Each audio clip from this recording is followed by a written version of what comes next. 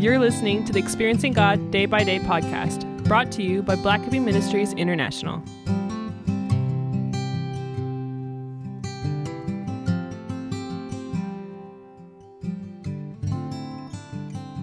January 30th. Do not prove disobedient. Acts 26, verse 19. Therefore, King Agrippa, I was not disobedient to the heavenly vision. God does everything for a reason.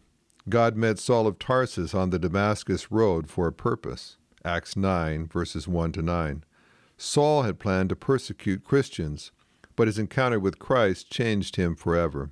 God did more in that encounter than save Saul from his sin. God began to reveal his will for Paul's life. God's assignment for Paul was clear. He is a chosen vessel of mine to bear my name before Gentiles, kings, and the children of Israel, for I will show him how many things he must suffer for my name's sake. Acts 9, verses 15 and 16. God's plan for Paul, revealed through a vision, involved both testifying before kings and suffering persecution. Paul was to enjoy the thrill of performing miracles, preaching to large crowds, and starting churches. But Paul was also to be stoned, shipwrecked, whipped, mocked, conspired against, and imprisoned. 2 Corinthians 11, verses 23 to 28. Would we accept this part of his assignment as readily as the first? We never hear of Paul complaining about his commission from God.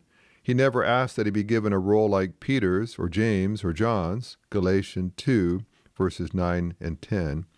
It was enough for Paul that he had been given any task in the kingdom of God. As he neared the end of his ministry, Paul could boldly state to King Agrippa, I was not disobedient to the heavenly vision. Oh, to have Paul's tenacity and devotion to the Father's will. What joy there is not only to begin well in our Christian faith, but also to end faithfully.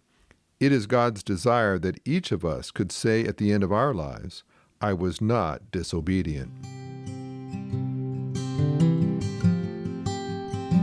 This podcast is based on the book Experiencing God Day by Day by Henry and Richard Blackaby, published by B&H Publishing Group, music by Mark Brown.